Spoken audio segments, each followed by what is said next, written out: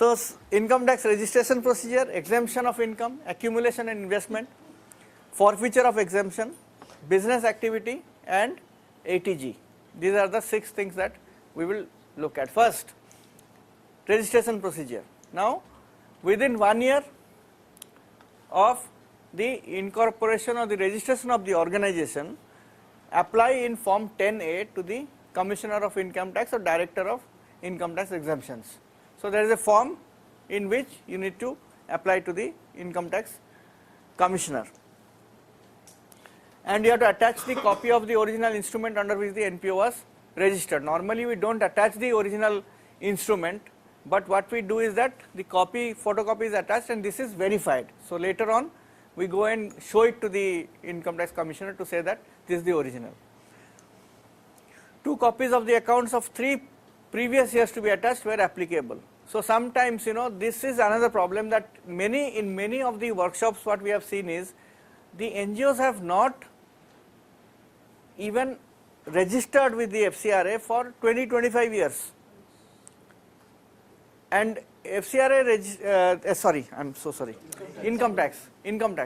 So, income tax. Now, the problem is that if they go to the income tax department and start registering, they will require 3 years accounts, and so they will put a demand of last 3 years with penalty and everything else. So that is a sort of a catch-22 situation, and that needs to be fought at the higher levels. There have been court cases where the courts have allowed that if you are allowing registration, so income tax department will allow you registration prospectively. It cannot give you registration retrospectively, right? So what happens is that, but you have, when you file your 10A, you have to file for last 3 years. So from 3 years you will pick up the income and then put tax on it and put penalty on it, and interest and all that, and it comes to a substantial amount. However, if this issue is fought in the courts, and there are cases where the income tax department was forced to allow even from a retrospective effect, but the law does not allow. So Commissioner of Income Tax cannot allow from a retrospective effect, so prospectively. So it is better in the first year itself we get a exemption. Time limit is within 1 year of the date of incorporation of the organization. What was court stand? Sorry? What was court stand? Code. When the case was fought? Huh. What was? So in the High Court, it didn't go to Supreme Court, but in the High Court has allowed, and then the department didn't go to the Supreme Court. So basically the issue is that the law doesn't allow. So CIT cannot allow.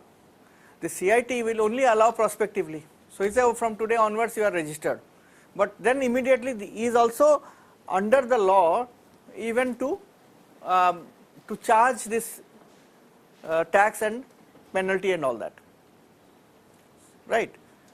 So then once you fight it in the higher courts, then the courts allow that. Okay, so 6 months from the date of application, the Income Tax Commissioner has to dispose of the application. Now the issues are that, okay, the opportunity of being heard has to be given, and there is appeal possible against rejection. Suppose the Commissioner rejects, then you can go in appeal, but there is no clarity if no order is passed within the time limit. So there is no penalty at the end of the department if they do not pass the order on time. Normally it has not happened. I have never seen that the 12A registration has, the order has not been passed. There is a judgment that came only last week which said it's only a directory clause about this. That means if it is delayed beyond 6 months, it's merely a direction, it's not mandatory upon the CIT to dispose application within 6 months. Correct. Just last week I read it in one of the reviews. Okay. Okay, so that is about registration. Now we come to the part of exemption. Types of income are contribution to corpus of the trust, other contribution or donation, income from business activity, capital gains. So these are the 4 types of income that normally an NGO can have. One is that corpus donation, the other is other donation, grants, contributions, income from business activity and capital gains, right. So, corpus grant, corpus donation, it comes with a direction from the donor. This we have seen yesterday, right. So, the donor will say that we are contributing this for the corpus of the organization, and that does not fall under the 85% application clause. So, you can retain 100% of it within the organization, you do not have to spend anything. Secondly, other contribution by donations and all that, grants, donations, that comes under the clause of 85%. So, you have to spend 85% of it, but we will see how that also, what are the clauses under that. Income from business activities. According to the new law, in 2008, this section 2 subsection 15 was amended. What is section 2 subsection 15? It talks about charitable purpose. So, charitable purpose said relief to the poor, education, medical, in 2008 any other activity of general public utility. These are the 4 things that was said in the law. Now, when the amendment came in 2008, it said the first 3 is okay, they can do commercial activity, but if you are any other activity of general public utility, you cannot do any commercial activity. Commercial activity was banned under the 4th limb. Now, we must understand the income tax law. Unfortunately, section 215 or unfortunately when section 12A, when you get a registration under a certificate on 12A, it does not tell you in the certificate which limb you are registered, whether you are a relief to the poor organization or whether. So, that is all determined in your objective of the organization. So, that left a big space where there will be a lot of confusion and counterclaims. So, when the assessment happens, you have to really prove that you were in one of the limbs or in the following on the residual limb. There were a lot of discussions. In 2009, I think 2 more limbs were added. One is preservation of monuments of historic interest and environment. So, 4 limbs became 6 limbs now. But the issue remained that organizations who fall on the 6th limb, which is any other activity of general public utility, still they cannot do business activity beyond 25 lakhs. Sorry, they could not do business activity. Then they brought it, said okay, you can. Then a lot of Gandhian organizations, they started saying that Gandhi only was said that you sell khadi, and how can you say that don't do any business activity. So, then they said okay, you can do up to 10 lakhs. Then there was a lot of other organizations also started shouting, now it has become 25 lakhs. Minimum amount to be applied. So, as we said, 85% of the income has to be applied for charitable purpose.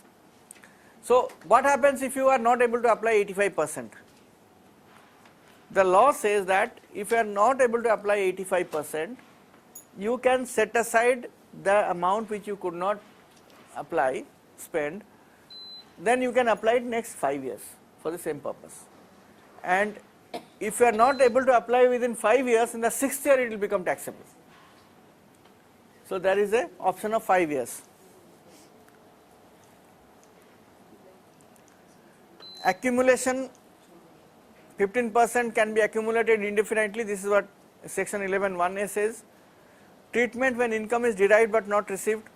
This is if you receive the money in, let us say, March, then you can it can be deemed to be received in the next year and spent. Unable to utilize 85% of income, apply for accumulation for 5 years. And accumulated amounts have to be invested as per section 11(5). This we have already seen. Exemption will be withdrawn if applied for purposes other than for which accumulated. So if you have accumulated it for that purpose, it has to be spent for that purpose. If you do not spend for that purpose, then the exemption will be withdrawn. Investment does not remain in the mode of 11.5. So if you are investing in some other modes, then also you lose your exemption and not utilized within the period of accumulation. Now this is important, inter-charity donation out of accumulated funds is not possible. So you cannot transfer it to another NGO after accumulating, you have to spend it in your organization.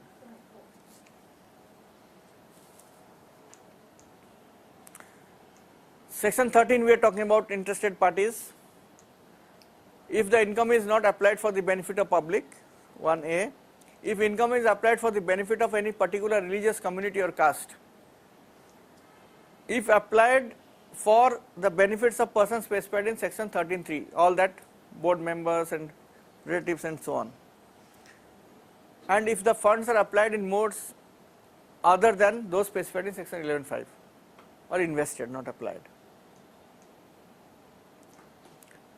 So section 13.3, who are the interested persons? Author or founder of the organization, person who has made substantial contribution to the trust. If somebody who is made a substantial contribution and becomes a beneficiary, so that is not allowed. You cannot be the donor and the beneficiary at the same time. Any trustee or manager, any relative of such author, person, founder, member, trustee or manager. Any concern which persons mentioned have substantial interest.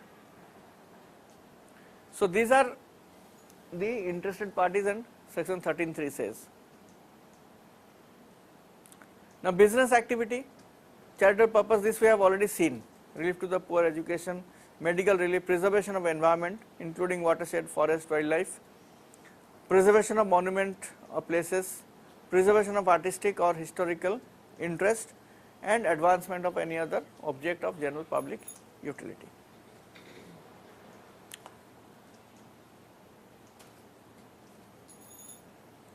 So you cannot, the organization cannot do business, only it is allowed to do incidental business activity. It is not that you can do any business, you have to do incidental to the objective of the organization. So 10 lakhs, now it has become 25 lakhs, this we have also discussed. Condition for claiming the exemption, business should be incidental to the attainment of the objectives. Separate books of accounts have to be maintained, section 11.4. So this is about broadly about the income tax. And in 80G, organization has to apply in the form 10G for 80G. Documents to be enclosed, copy of the income tax registration certificate, activities since inception of or last 3 years, whichever is less, copies of the audited accounts from the inception or last 3 years. Should not have any income which are not exempt. For example, business income. I mean, it should be under 12A. That is the most important thing. Then only 80G will come. Otherwise, 80G will not be given. The donation received under section 80G should not be used for such business. The bylaws should not contain any clause which is other than charitable. The organization should not be working for the benefit of any particular religious community or caste. If that is there, then 80G registration normally is not available, even though in Delhi some gurdwaras and churches have got 80G as a special status. For a Cathedral Church of Redemption, But that's because of archaeological and artistic there's importance. so come they under have, that yeah, category. they get it.